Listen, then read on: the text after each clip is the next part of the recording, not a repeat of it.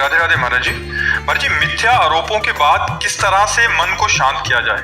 अगर आप पे मिथ्या आरोप भगवान के नाम जप के द्वारा जब हमारे हृदय में नाम जप करता है चलता है, जैसे हमें किसी ने कहा तो हमें तुरंत जांच करनी है।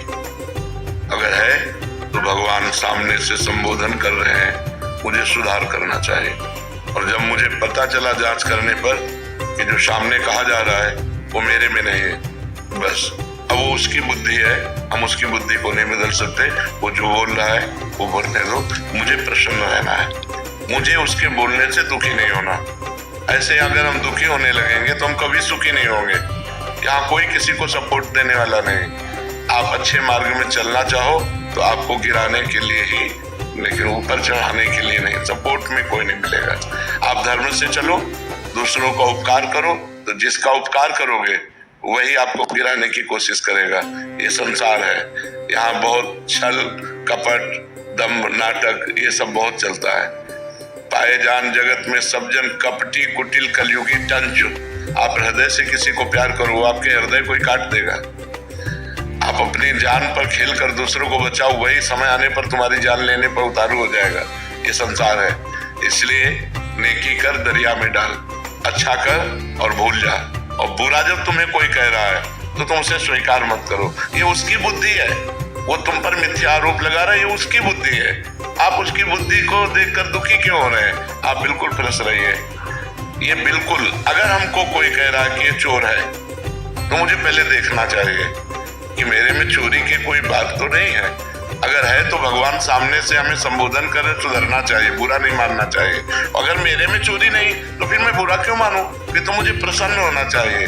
तो इसलिए मिथ्यारोप तो करेंगे ही। जगत है, बड़े बड़े संतों को नहीं छोड़ा, भगवान को नहीं छोड़ा तो आपको कैसे छोड़ देगा संसार? बड़े बड़े संतों को नहीं छोड़ा, भगवान को नहीं छोड़ा। इसलिए अपने को प्रसन्न रखना है, अपने को रखना है, अपने को इनकी बातों में आकर के दुखी नहीं होना है। पर जी, अगर हम किसी विभाग में हैं जहां हमें सफाई देने की आवश्यकता, वहां तो दे सकते, पूरी देनी चाहिए। और जब सफाई देने पर भी बात न बने तो अपनी कट्टरता पे लगे रहे, जो होना होगा वही होगा, इसके अलावा नहीं होगा। हम ऐसे मिथ्या आरोपों पे या ऐसे छल कपट वालों के नीचे दबने वाले नहीं, बहुत मतलब मजबूत रहना चाहिए। इसीलिए कह रहे नाम जप करो। जब भगवान का भरोसा होगा तो छाती चौड़ी करके बात करोगे, और इंसान का भरोसा होगा कि साहब अगर हमको हटा दिए तो नौकरी चली जाएगा, तो सब मंगल ही बन जाएगा, इसकी क्या बात है। इसलिए मस्त रहो, नाम जप करो, आकर्ष जाएगा, इसकी क्या बात है। इसलिए मस्त रहो, नाम जप करो, आकर्ष। राधे राधे भाई लाडली जी। महाराज जी, मैं एक विद्यार्थी हूँ। लाडली जी की कृपा से मैंने आपकी YouTube के माध्यम से सत्संग और एकांतिक वार्तालाप सुने हैं। गुरुदेव भगवान, मैं आपके लिए वो हर एक चीज करना चाहता हूँ जिससे आप हमेशा खुश रहें, और मेरी ये दिली इच्छा कि मैं आपसे मित्रता कर, ताकि मैं सारी वो बातें करूँ, क्या बातों को ध्यान रखूँ जिससे आप प्रसन्न रहें। सबसे पहली बात है कि आप गर्लफ्रेंड आदि के चक्कर में मत पड़िएगा, ब्रह्मचर्य धारण कीजिएगा, राधा नाम जपिएगा, माता पिता का आदर कीजिएगा, बस इसी से हम प्रसन्न हो जाएंगे और इसी से तुम्हारी जीवन की उन्नति हो जाएगी। ठीक है, आप अपनी श्रीमुख से मुझे राधा नाम जप। राधा राधा राधा। पंडित गौरव शर्मा जी, दाऊ जी से। राधे राधे महाराज जी। महाराज जी, मैं किसी विशेष संप्रदाय के गुरुजी से दीक्षित नहीं लिया हूँ, मतलब कहीं से लिया हूँ, बट ऐसे में क्या हमको सांप्रदायिक से ही दीक्षा लेनी चाहिए, या गुरुदेव ने जो संप्रदाय का तात्पर्य होता है मार्ग। किसका प्रश्न है? GT road. अगर हमें गाड़ी दौड़ानी है तो हमें जीटी रोड की आवश्यकता होगी। संप्रदाय का मतलब मार्ग। हम आचार्य की शरण होते हैं और उनके बताए हुए मार्ग पर आंख मूंद के दौड़ते हैं तो हम भगवान के पास पहुंच जाते हैं। संप्रदाय का मतलब कोई भयावा या कोई फसावट या कोई ऐसा नहीं। संप्रदाय का मतलब जीटी रोड, सुदृढ़ मार्ग। संप्रदाय। अब जैसे हमें प्रिया प्रीतम के निकुंज में जाना है, प्रिया प्रीतम की सेवा करनी है, तो हमको वही मार्ग लेना पड़ेगा ना। तो हमको स्वामी हरिदास जी की शरण में होना पड़ेगा, हरिवंश जी की शरण में होना पड़ेगा, तो उनके बताए हुए मार्ग से चलेंगे। अब हमको सखा भाव की उपासना करनी, ठाकुर मेरा दोस्त है, मेरा यार है, तो हमको वल्लभाचार्य जी के मार्ग में चलना पड़ेगा।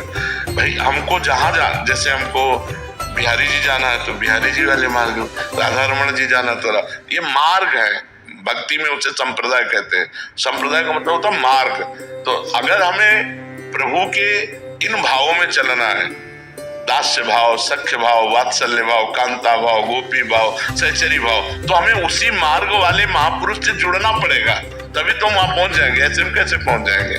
हमें जाना बिहारी जी है और हम चलने लगे छठी कला की तरफ, तो मार्ग तो है लेकिन हम कभी बिहारी जी नहीं पहुंचेंगे। तो बिहारी जी पहुंचने के लिए बिहारी जी वाले ही मार्ग में जाना पड़ेगा। तो उसी मार्ग का नाम संप्रदाय है। बोले मुझे बिहारी जी से प्यार करना है तो स्वामी हरिदास जी से प्यार करो तो बिहारी जी से प्यार हो जाएगा। राधा वल्लभ जी से हमें प्यार करना है तो श्री हरिवंश महाप्रभु से प्यार करो, राधा वल्लभ जी से प्यार हो जाएगा। क्योंकि वो जानते हैं कैसे तुम्हें प्यार करना है, वो कृपा करेंगे, वो अपने ठाकुर का प्यार देंगे, वो अपना मार्ग बताएंगे, वो मंत्र बताएंगे, उपासना बताएंगे, पाठ बताएंगे, सेवा बताएंगे, तभी तो हम पहुंच पाएंगे। समझ पा रहे हो? किसका प्रश्न था? तो संप्रदाय का मतलब मार्ग। हम किसी भी मार्ग को अगर हम तय करना चाहते हैं तो हमें वहां का गाइड चाहिए, और गाइड चाहने का मतलब है गुरु बनाना, आचार्य बनाना। जब तक आचार्य और गुरु की शरण में नहीं होंगे तब तक हम मार्ग को तय नहीं कर सकते। गौरव सिंह जी बरेली से। महाराज जी राधे राधे महाराज जी। महाराज जी ये कह रहे हैं कि आप मतलब सेवाएं करते हैं, मदद भी करते हैं, बट जैसे किसी एक भिक्षुक को इन्होंने भिक्षा दान दे दी, बट किसी ऐसे को देखा जिसमें इनको दोष दर्शन हुआ तो फिर इन्होंने छोड़ दिया, तो फिर वैसे हम प्रायः प्रार्थना करते रहते हैं कि किसी बीमार आदमी को औषधि देने के लिए विचार करने की आवश्यकता नहीं, किसी भूखे को भोजन देने के लिए विचार करने की आवश्यकता नहीं कि कैसा आदमी है। कोई एक्सीडेंट हो गया है, कोई ऐसी परिस्थिति, उस समय धन खर्चा करने के लिए विचार करने की आवश्यकता नहीं, लेकिन ऐसे मांगने वालों को धन देने में विचार करने की आवश्यकता है। वो तुमसे 10-10 रुपए एकत्रित करके शाम के शराब पिएगा, मांस खाएगा, बेविचार करेगा, गंदे आचरण करेगा, तो आपको भी नरक जाना पड़ेगा। धन देने के लिए हमको बहुत विचारवान होना चाहिए, हमारे धन का प्रयोग कैसा होगा, इसलिए पात्र देखकर धन का दान किया जाता है। धन ऐसे नहीं कि बैठे हुए हैं बांट रहे, और शाम के शराब पिएंगे, गंदे आचरण करेंगे, तो फिर वो हमारी दुर्गति हो जाएगी। भोजन हम किसी को भी दे सकते हैं, भोजन के लिए औषधि किसी को दे सकते हैं, सहयोग परिस्थिति के अनुसार हम कर सकते हैं। सर्दी में कोई कांप रहा है, हम अपनी शर्ट उतार कर उसे दे सकते हैं, हम अपना कंबल उसे दे सकते हैं। लेकिन पैसा देने का जब समय आवे तो विचार कर ले कि हम जहाँ पैसा दे रहे हैं इस पैसे का हमारे सदुपयोग होगा कि नहीं होगा। अगर दुरुपयोग होगा तो फिर आप भी उसके साक्षी बने और आपको भी उसे भोगना पड़ेगा जी। इसलिए बहुत समझ करके, बहुत संभल करके धन दान करे तो बहुत संभल करके। शिल्पा जी राधे राधे महाराज जी। महाराज जी कह रहे हैं कि जब भी कुछ अच्छा होता है तो मन में विचार आता है कि चलो अच्छा काम किया, मेरे पाप धुल गए इन्होंने जैसे, तो ये ऐसा विचार करना ठीक? हाँ ठीक है, भगवान की बड़ी कृपा, उसमें भगवान को जोड़ लो। भगवान की बड़ी कृपा हुई तो हमसे अच्छा कार्य करवाया, हमारे अमंगल नष्ट हो रहे हैं, हमारे पाप नष्ट हो रहे हैं, बड़ी कृपा है भगवान की। भगवान को जोड़ लो, अपने अहंकार को मत पुष्ट करो, भगवान की कृपा से वो कार्य हुआ। ऐसा लोकांतर में जहाँ भी जाएगा उसका सम्मान होगा, वो सुख प्राप्त करेगा। लेकिन जिसने अध्यात्म को स्वीकार नहीं किया, केवल लौकिक मार्ग को स्वीकार किया, मरने के बाद उसके हाथ क्या है। एक बार सिकंदर विजय करके जा रहा था तो एक संत नाचने लगे सामने, तो उसने कहा क्यों नाच रहे हो? बोले आज मुझे वीर बहादुर मिला है, वो तुम काम कर सकते हो जो आज तक किसी ने नहीं किया। बोले हाँ बोलिए। तो एक सुई निकाली, कहा मेरे कपड़े फट जाते हैं तो मैं एक सुई रखता हूँ, क्या परलोक में मुझे ये सुई आप ले जाकर दे सकते हैं? तो उनका मूर्ख हो क्या, परलोक में कोई कुछ ले जाता है क्या?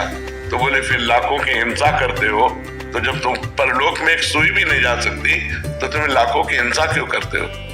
उसी दिन से दिमाग आ गया और उसने कहा जब सिकंदर मरे तो दोनों हाथ अर्थी के बाहर कर देना कि सब लोग देख ले, इतना पराक्रमी वीर भी यहाँ से कुछ नहीं लेके जा रहा है।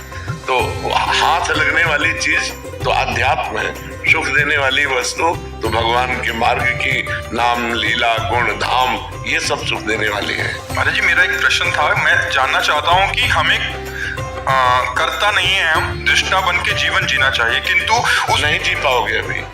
जब तक भजन नहीं होगा तब तक दृष्टा कैसे बन सकते हो?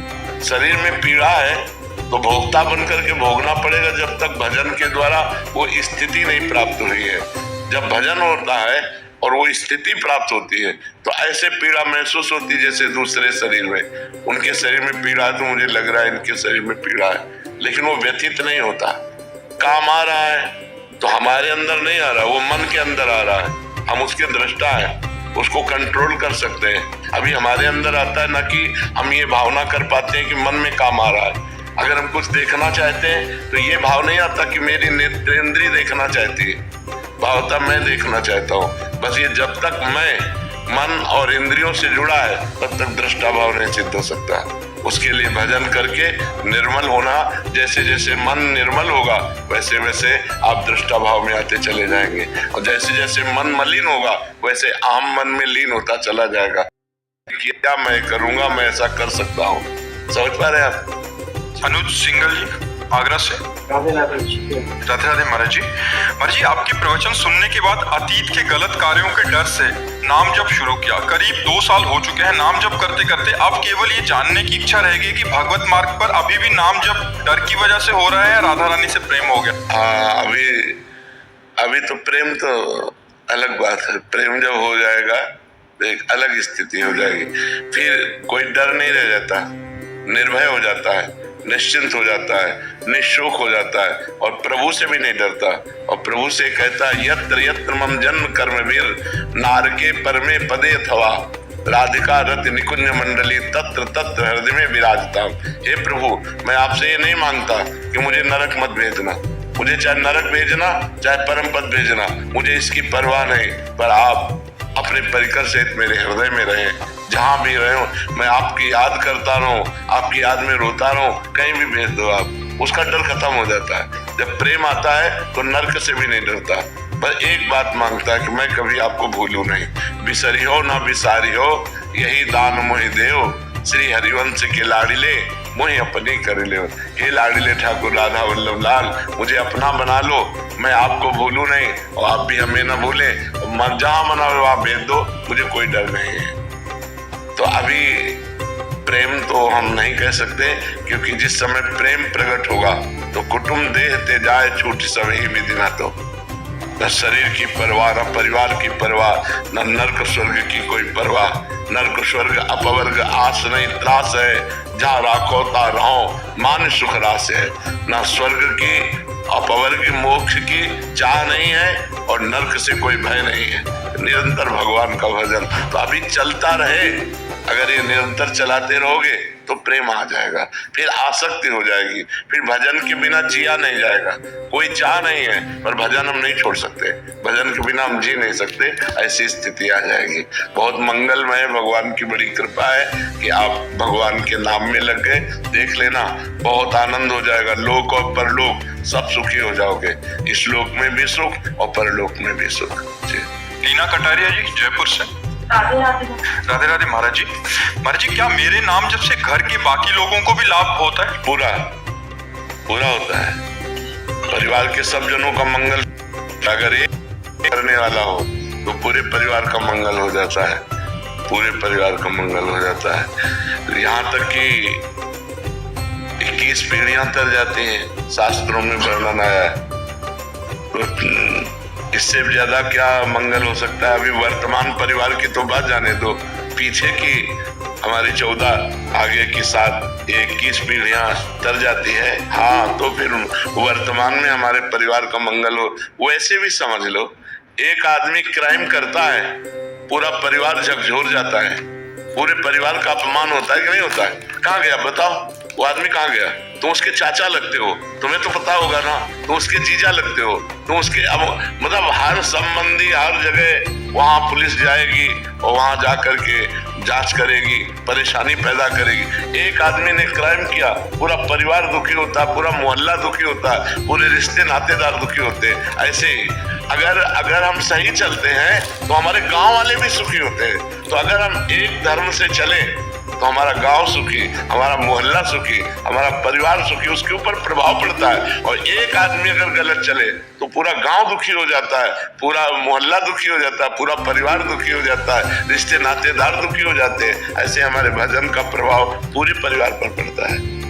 अमन शर्मा जी, सर मेरा राधे राधे महाराज जी। महाराज जी, आपके पास जैसा मरीज आता है आप उसको वैसी दवा देते हो। महाराज जी, आपसे ब्रह्म ज्ञान की बात करता है कोई तो उसे वैसा बताते हैं, भक्ति की बात करता है तो भक्ति बताते हैं, कोई भगवत प्राप्ति के लिए आता है तो भगवत प्राप्ति। महाराज जी, मैं चाहता हूँ कि श्री जी का प्रेम और शरीर छूटने के बाद जैसे आप श्री जी के पास जाएंगे, महाराज जी मुझे भी वैसे ही जाना है। महाराज जी मुझे वैसे चलना पड़ेगा ना, वैसे चलना पड़ेगा। अगर हमको श्री जी के पास जाना है तो श्री जी के बनना पड़ेगा ना। श्री जी के पहले किसी संत महापुरुष की शरण में हो, उनसे दीक्षा लो, उनके अनुसार साधना करो। भले गृहस्थ में रहो लेकिन साधना करनी पड़ेगी। अब ऐसे तो नहीं कि हम आर्मी में जाना चाहते लेकिन ना हम दौड़ लगा रहे हैं, ना हम व्यायाम कर रहे हैं, ना हम कुछ कर, तो ऐसे आदमी कायर आदमी थोड़ी आर्मी में जाएगा। उसको तो करना पड़ेगा ना, उतनी दौड़, उतनी लंबाई, उतनी चौड़ाई, वो सब निशानेबाजी सब करना पड़ेगा। ऐसे जब श्री जी के पास जाते हैं तो इंद्रियों को अपने अधीन करना, मन को अधीन करना, गंदे आचरण न करना, ब्रह्मचर्य से रहना, पवित्र आहार पाना, हर समय नाम जप करना, दूसरे से मृदु व्यवहार करना, ये लक्षण है। धीरे धीरे हम श्री जी की तरफ बढ़ जाएंगे। सुमित गुप्ता जी पलवल से। राधे राधे महाराज जी। महाराज जी, आपके चरणों में कोटि कोटि प्रणाम। महाराज जी, जब हम कोई साधना करने का संकल्प लेते हैं और निभा नहीं पाते तो क्या भगवान नाराज होते हैं? नहीं, भगवान बहुत करुणामय है, कभी ऐसा नहीं। असफलता को हम सफलता में बदलने के लिए ही मानव जीवन प्राप्त किए। यदि हम